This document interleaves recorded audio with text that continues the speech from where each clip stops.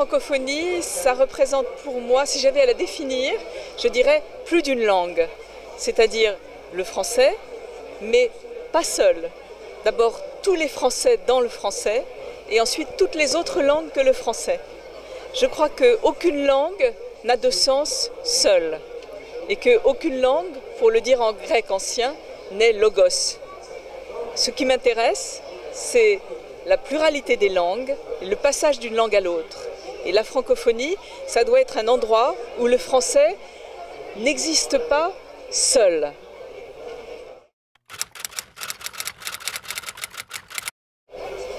Tout.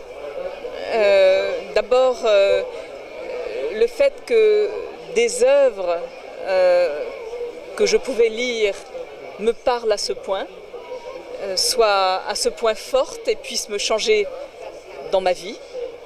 Et donc, c'est un dialogue toujours avec tout ce qui déjà est là. C'est un dialogue entre la vie et la culture. Et c'est ça qui me donne envie d'écrire. Et en plus, ce qui me donne envie très précisément d'écrire, c'est que je sais toujours, parce que je suis philosophe, ce que je veux faire, ce que je veux dire, et ça m'échappe. Et c'est ce rapport entre la certitude de savoir ce que je suis en train de dire, ce que je veux dire, etc., et le fait que ça ne soit pas tout à fait ça qui sorte, qui est pour moi l'écriture.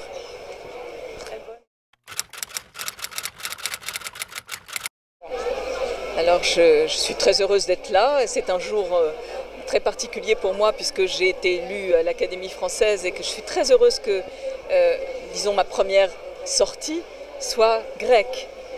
Car le grec est une langue qui compte beaucoup pour moi, le grec ancien. Je ne connais le grec moderne que écrit, je ne le déchiffre que écrit, parce que je n'arrive pas à l'entendre, je ne vous comprends pas quand vous parlez grec, alors que peut-être si vous étiez Homère, je comprendrais peut-être un peu. Et donc je suis très contente d'être là pour ce début. Et à part ça, je suis venue à Thessalonique il y a, je n'ose même pas dire combien de temps, mais peut-être 40 ans. C'était mon premier voyage de jeune fille et je suis venue en Grèce.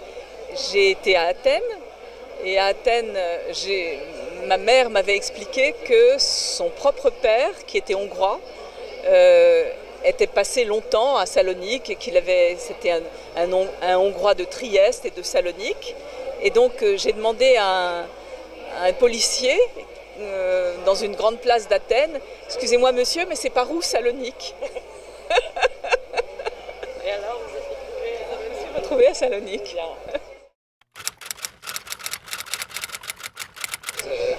J'en suis très heureuse.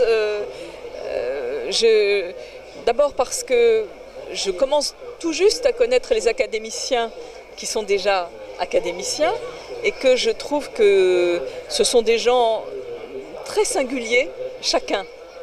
Et que voilà, je serais contente je crois qu'il ne faut pas en rester aux stéréotypes. Il n'y a pas d'académiciens, il y a des académiciens.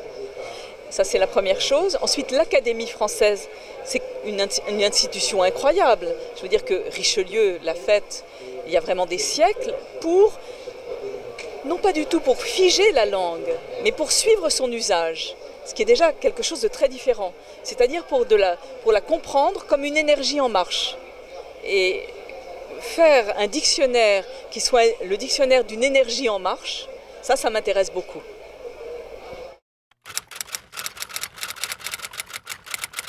Alors, c'est très différent pour moi. L'informatique, j'en ai besoin tous les jours, et tout le monde en a besoin tous les jours aujourd'hui. C'est comme si on me demandait, ou si on avait demandé, je ne sais pas moi, il y a 2 siècles, quelle place l'imprimerie.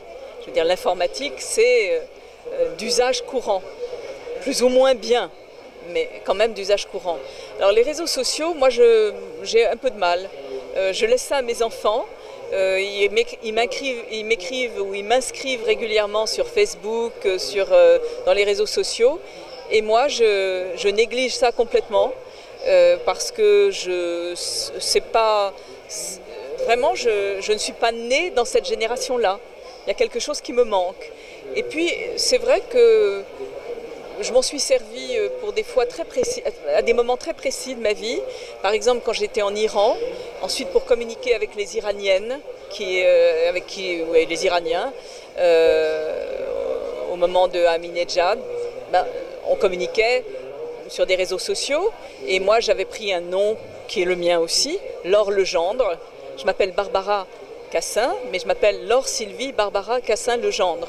Et donc, je communiquais sous le nom de Laure Legendre, de manière à pouvoir continuer à travailler avec eux sous le nom de Barbara Cassin, de manière officielle.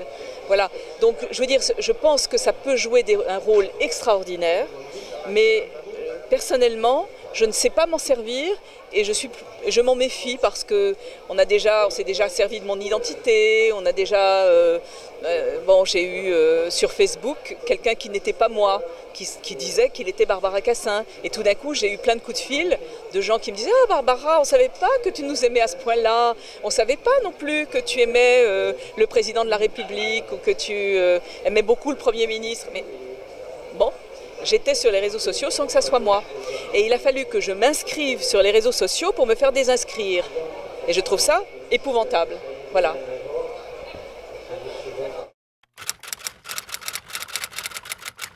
J'en ai beaucoup. Lequel? Mais je veux bien commencer par celui sur lequel je suis tout le temps en train de travailler. Je ne parle pas des livres que je suis en train de faire, etc. Parce qu'au fond, ça suit ce que j'ai toujours essayé de faire. Mais d'un projet collectif, très lourd, qu'on commence à faire sortir de terre. C'est un projet qu'on appelait Maison de la Sagesse, avec un S, traduire. C'est un projet centré autour de la traduction. Et pour l'instant, on mène 3 actions, mais elles sont toutes déterminées par ce scandale que sont les morts en Méditerranée. Le scandale de la manière dont on traite chez nous et ailleurs aussi, pas partout, mais néanmoins, les migrants et cette différence entre migrants économiques, migrants politiques, etc. Donc, ce projet, qui est un gros projet, mène en ce moment 3 actions. La première, c'est une action d'accueil. Quand les gens arrivent, il y a des associations qui les accueillent extrêmement bien, etc., ou extrêmement mal. Enfin bon, il y a des politiques publiques. Mais ce qui nous intéresse, c'est les papiers qu'ils ont à remplir. Et on essaye de voir ce que ça veut dire. Alors, on fait ce qu'on a appelé des glossaires de la bureaucratie. Glossaire de la bureaucratie française. Qu'est-ce que ça fait quand on demande à une femme syrienne si elle est mariée, divorcée ou pacsée? Ça veut dire quoi? Quand on demande sa date de naissance à un Malien, est-ce que c'est si sûr que ça qu'il puisse la dire? Et pourquoi est-ce qu'il a tellement de mal? D'abord, il n'y a pas de mot pour dire date de naissance dans sa langue. Ça dépend quel type de Malien, mais dans un certain nombre de langues africaines, il n'y a même pas de mot pour dire date de naissance. On dit né vers. Et la date de naissance, c'est un phénomène qui date simplement de la colonisation. Mais on dit né vers. Et la mère ne sait pas forcément quand est-ce qu'il... D'abord, ne sait pas forcément quand est-ce qu'il est né et ne l'a pas forcément dit. Et si jamais la personne le sait, eh bien, elle n'a pas envie de le dire parce que donner sa date de naissance, c'est donner du pouvoir sur elle. Bon, il y a énormément. Donc, si vous voulez, par exemple, je travaille avec la mairie d'Aubervilliers. La mairie d'Aubervilliers est à Marseille. Eh bien, à Aubervilliers, on travaille avec les gens de l'état civil.